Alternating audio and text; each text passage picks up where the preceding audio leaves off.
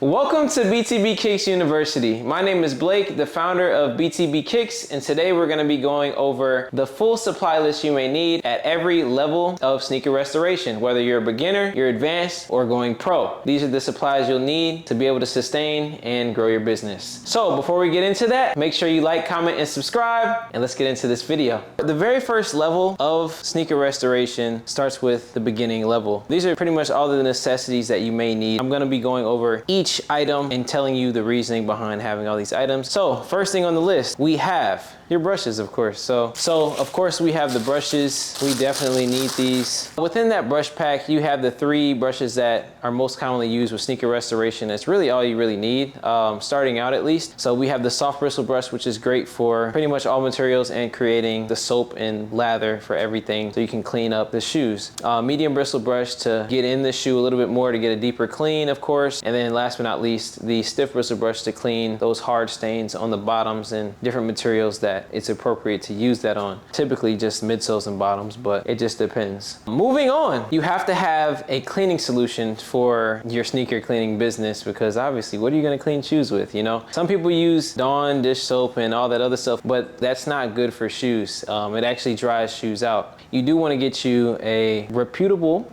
sneaker cleaning brand. I recommend Crep. They're the best in the game. That's what I've been using for the past year. I mean, of course you can use other brands, but I just use Crep. It has a pleasant fragrance and it gets the job done, and it's fairly inexpensive. Moving on, the next item on the list will be microfiber cloths. They're different from your standard like dish rag or just rags in general because they're softer and they don't scratch the material or anything like that. They're more delicate. I will say if you use another type of rag, it won't mess it up per se, but it's just rough. You want to have soft materials and put them on the shoes, especially if you're trying to bring them back to life and be delicate. Moving on to the next item on the list, I recommend you use either a towel or some sort of mat that can be used in the laundry room to make sure you're not just getting water everywhere. Later on, when we get into our advanced and pro materials, we will have other things to help with this, but when you're starting out, a towel is just fine, just to, you know, keep your area clean and dry when you're cleaning sneakers. Next thing on the list would be a bowl for water. It's pretty straightforward. A bowl that will hold your water and the cleaning solution, like the mixture inside of it, so you can keep dipping your brushes into the stuff. Next item on the list happens to be shoe trees, and the shoe trees are one of the most important pieces of equipment you should be using with every single pair of shoes that you clean. The reason behind this is because when you're cleaning the shoes, you need something to keep the shape of the shoes. That way when you clean them, they get evenly cleaned and you can get in the material better. It's just overall the best way to clean shoes, just to have shoe trees in them for sure. And then the very last thing on the list, which is an absolute necessity when you're cleaning shoes so they don't dry and then mess up and you have to redo the entire work you just did, I would recommend getting a fan. Like, it doesn't even have to be a crazy fan, literally something simple that produces enough wind to dry your shoes faster than just leaving them out and letting them air dry. Because if you let them air dry, you have the potential of messing up your shoes. And then let's say you accidentally soak a shoe, you need that shoe to dry ASAP so it doesn't bleed or mess up or anything like that. And before we move on to our advanced kit for sneaker restoration, I do want to say all the products that I'm talking about will be listed in the description down below. Now we're moving on to the next part, which happens to be the advanced toolkit. And basically it's another set of tools that you can add to your arsenal to clean these shoes as best as you can as you move up in skill and scale. So first thing on the list that I think you should absolutely have as an advanced sneaker restorer is a steamer. The steamer that I use is the Bissell Steam Shot. I've been using that one for a long time. That steamer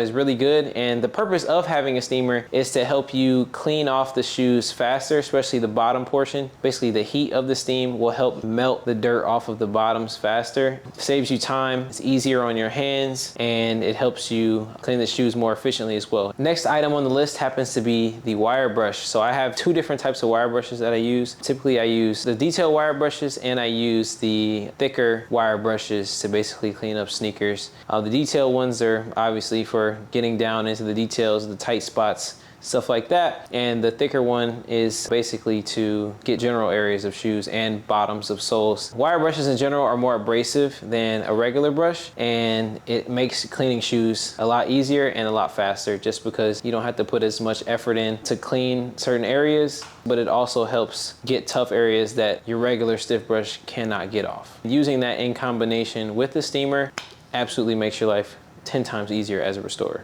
Next thing on the list happens to be melamine foam pads, or magic clean erasers, or Mr. Clean erasers, however you all want to call them. But those are typically pretty good. It's basically like having a sponge that acts as a stiff bristle brush. They're very abrasive, but very soft. So they're delicate on materials, but they definitely help with cleaning midsoles, maybe patent leather on certain scuffs, things like that that won't come out typically by like a brush. And you don't want to scrub too hard and mess up the leather. You can use the melamine foam pad and it'll lift that stain much easier. The best thing about those is that you can get a lot of them for cheap. A 50 or 100 pack is anywhere from like 15 to 25 bucks, which is like crazy, and they last you a long time. I typically cut mine in half to make them last even longer, but yeah, they're great to have. Moving on to the next item on our list, it is the cuticle pusher. So most people use these as a way to clean your nails and different things, but we use them to basically pick out the rocks and gum and different things that are stuck in the soles of sneakers. That's pretty much all we use it for, to be honest. It makes it easier than using like a toothpick or, you know, just a random object that can get out rocks. It's pretty good. I like using them, and it's very precise. Next up on the list happens to be rubber gloves.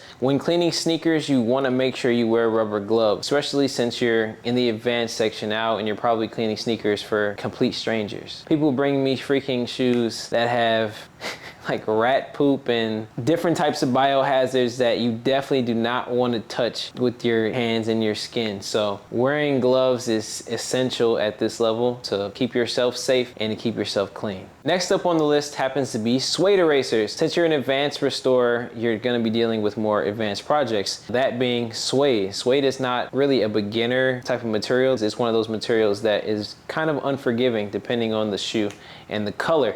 So of course, when you're cleaning any type of suede, you want to dry clean it first, and you need suede eraser to do the dry clean. Having the actual block itself is essential for taking care of dry cleans. And then next on the list happens to be mink oil, which ties back into the suede cleaning. After you clean up the suede, you have to re-nap the suede and then spray it down with mink oil. Mink oil basically adds volume back into the suede and makes it more vibrant. It helps condition the suede as well. Moving on, which also ties the suede and different other shoes, you must have a good waterproofer for your shoes, because after you spray them down with the mink oil, that conditions the shoes, but to actually protect them from the different things of life, which happen to be rain, sleet, snow, hail, and accidental spills at restaurants. You need a good waterproofer that will protect the shoes. So if anything happens, it rolls right off and keeps the suede looking new still. So diving into one of my favorite things, one thing that you want to add to your arsenal is an ice box. Icing basically means to remove the yellowing out of the sneakers. That's one of the most common things that people ask for when they come into my shop. If you have an ice box, you will be able to service more clients overall. And if you all want to learn how to build your own ice box, I have a beginner's version of this ice box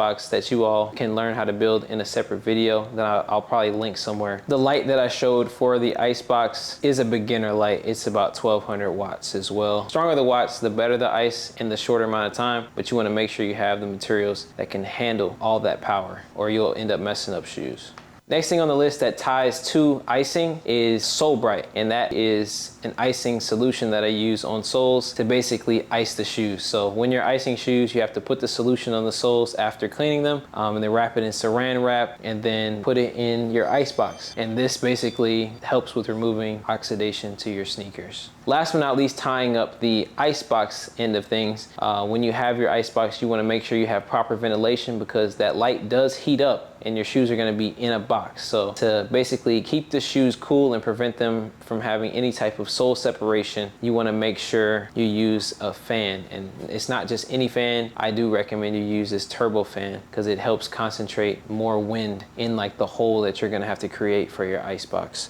On to the next item on our list for advanced sneaker restorers happens to be sneaker laundry pods, or just regular laundry pods. I fell into the trap of buying sneaker laundry pods from a specific brand when I did my research and looked up the ingredients, and I compared them to Amazon basic laundry pods. They were basically identical. The only difference is I believe they put fragrance and maybe more of a foaming agent in theirs more so than the Amazon one. I typically use one pod for every 2 pairs of shoes that are in a washing machine. So if I have to wash 3 pairs of shoes, I'm putting 2 pods in there. And then last thing about the pods is I like to use the free and clear because I don't want anything to happen to the shoes, and it's the best just to prevent any dye or anything from the pod pack from messing up the shoes. Another item you need to have when you get ready to wash sneakers is a sneaker laundry bag. You can find these on Amazon. I'll just link it down below with the rest of the products as well, so you can check it out and find one that works for you. The sneaker laundry bags protect the sneakers in the laundry instead of just throwing them in as is. Keeps them together, keeps them contained, keeps them from flailing around and getting messed up in the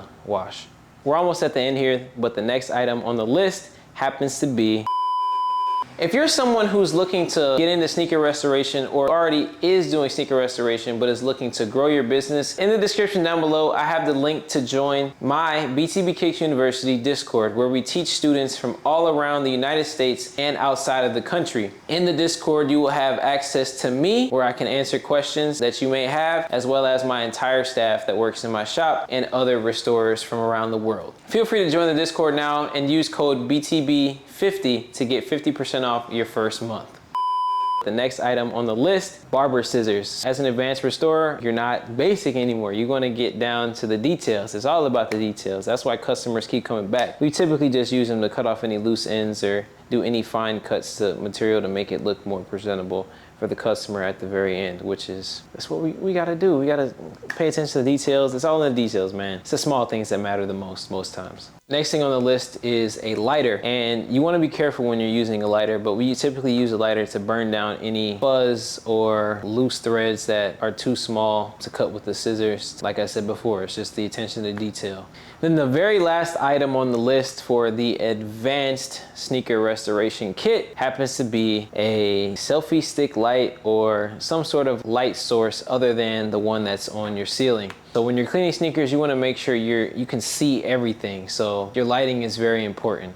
So if you have bad lighting, you won't be able to see some dirt spots, and then when you get ready to give the customer back the shoes, you know, you miss a spot, or if you happen to catch it before you give it back to a customer, now you're spending extra time on a pair of shoes that you wouldn't have already if you had already done it. And this basically concludes the advanced sneaker restoration kit. Now we're gonna move on to the pro level kit. And as I mentioned before, all the products are linked in the description down below if you wanna grab any of them, based on the level that you're at in your business or sneaker restoration. Now we're on to the very last kit, which happens to be the pro restoration kit. First thing on this list is the lint shaver. This is definitely one of those attention to detail things. You honestly could have it in the advanced, but I figured I'd put it in the pro. It's like for those little sock bunnies, like when people have a little residue in the back of their shoes, it builds up in the sock liner. You're gonna use the lint shaver to get rid of that, and it's great. It's great. It honestly makes the shoe look brand new, and it makes it look a lot newer. Moving on to our next item, this is an essential for me. I'm thinking about the longevity of doing this type of work and the effect that it may have on my hands. So I'm using the drills. I don't want to use anything like insanely powerful. I feel like this one's just right. I use the drills basically to make the cleans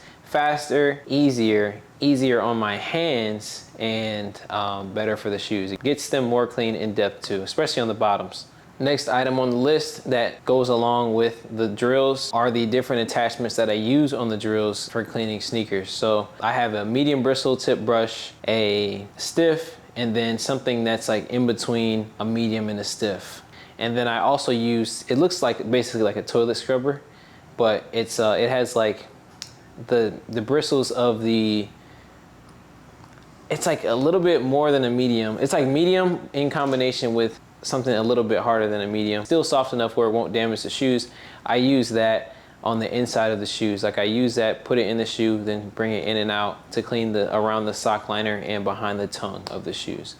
All right, moving on to the next item on our list, we have Angelus paints. The only ones that you need are typically just black and white. Those go for any shoe at this point because most shoes have black or white in them. So, and then bonus tip, the difference between flat white and just regular white, or flat black and regular black. Basically flat white and flat black, it's just they're matted versus the regular white and black, which has a glossiness when you dry them, stuff like that. So you still need to add a finisher on all your stuff. Next item on the list is sandpaper, especially if like a customer comes in and they need like a scuff repaired or like they scratched their shoes on something, you have to sand it down first and then hit it with the paint basically. So, and then I also carry 600 grit all the way up to 1500 grit. You want to have basically any of those and that'll help you get the job done. Next item on the list happens to be the advanced icebox. So the difference between the regular or the beginner icebox and the advanced icebox is, for one, the space and how it's actually constructed. I'm actually gonna film a video on how to create your own advanced icebox very soon, so be on the lookout for that. But instead of it being like a storage bin icebox where it's lined with like tinfoil or what have you, this advanced icebox, the entire thing is a grow tent and it has mylar film basically all around, which is a bit more reflective than tinfoil without all the properties that retain heat. You still need your turbo fans for that, but you're gonna be able to get a better icing overall because it contains a lot of that light. It's honestly like 99.9% more of the light than the other one because it's like in an enclosed box and you zip it up. And I actually use a stronger light. I use a 2000 watt instead of a 1200 watt, which basically helps the shoes ice faster and better. All right, so moving on. So the next item we have a horsehair bristle brush. That's great for massaging in the different suedes and delicate materials. After you mink them down with the mink oil, horsehair is way better at spreading out and distributing that mink oil into the material. I didn't get onto that until I was basically in my shop. So that's, I feel like, is a pro level one because I just learned it later on. Next item on the list is a heat gun, which is perfect for accelerating the rate at which the pairs that you paint dry. The heat gun can help you dry the paint in seconds, thus can speed up your work and allow you to finish repaints way faster. So I definitely recommend that if you're gonna be doing any repaint work, any re-glue work, which is like dang near expert level, but that's like for another video. Next item on the list happens to be lace tips. As a pro sneaker restorer, you gotta think of new ways to make even more money. One thing that I see typically, people mess up their lace tips, the little plastic pieces on the laces. They typically wear them away or they just mess them up and they just don't have them. And I know it makes it harder to even put laces back into shoes and different things like that as well. We have a solution to that, which is basically little plastic little caps that you can put onto the laces, heat them up with the heat gun, and you can basically replace the tips and give the customer basically a new set of shoelaces, more or less. So definitely use that, and you can upsell different services with that as well. Moving on, we have the next item, which happens to be packing paper. And the only function that we have for packing paper is really just for presentation for the customer. It gives them a better customer experience. And after we clean customers' pairs, we typically stuff their shoes with this packing paper, basically to give them that brand new shoe feeling. Because when you get brand new shoes from the store, what do they have in them?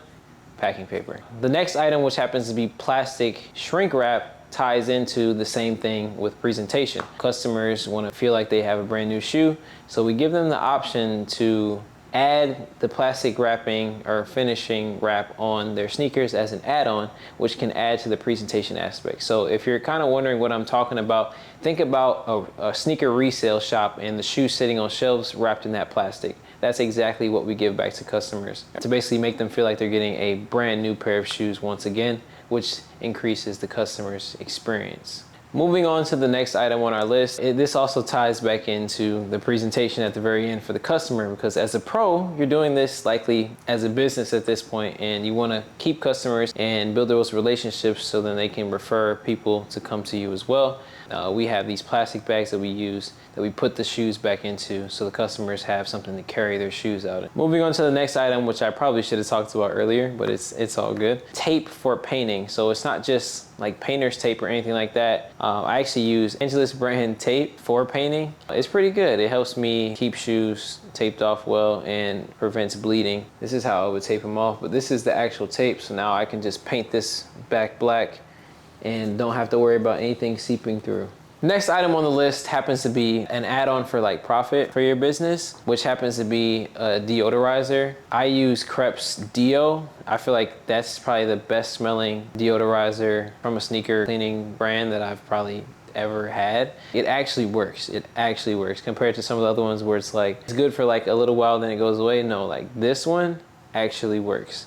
Next item on the list that happens to be an essential for me, I use this every single day that I come into the shop, a bar mat. When we're cleaning shoes, we obviously deal with a lot of water and the splashing and the residual water just running off from the shoe. Just having the mat alone, like just a cloth towel, is gonna get soaked after a few shoes. But if you wanna keep working without having your station get messy and sloppy and soggy and all that stuff, you wanna get yourself a bar mat. Literally like the ones they have in the bars when they're making your drinks. It collects the water, so then that way you can just pick up the mat, pour it out, and then put it back down, and then you still have a fairly dry station, which is great. Next item on the list happens to be acetone. And you will need acetone doing anything with paint. If you have to take off anything, or if there are any stubborn scuffs that won't come off, acetone definitely helps out, but you definitely want to be careful. It's very, very strong. When I say strong, I mean smell and effectiveness. So you can actually rub off color from a bunch of different materials and damaged materials using acetone. So when you use acetone, you want to be careful and try to use, you know, Q-tips or cotton swabs or something like that to make sure you're being precise with how you use it. And then the very last item on our Pro Sneaker Restoration Kit, extra laces. So I know I said you can put lace caps and different things on, you know, people's laces. I mean, that makes sense for certain shoes that there's not really replacement laces for. But if you just have, you know, somebody who just has some black laces or has some white laces and they just want some, you know, some new laces, then that's just always something good to have. Like I see a lot of people burning their laces from like cigarette ash, like hitting their shoe, or they might cut their laces by accident by hitting against something. It's best to be prepared to have different laces ready to go for people who may need them. So I definitely recommend having those, and you can upsell them to a customer, so more money. Hopefully you all learned something new, and hopefully you all have a footing of what you all should have at the different levels that you're at for sneaker restoration. I will have more videos coming soon for BTB Kicks University and people who are trying to learn how to either start their own sneaker restoration business or scale it up to where you have your own store. Like, comment, subscribe, and I will see you all in the next video.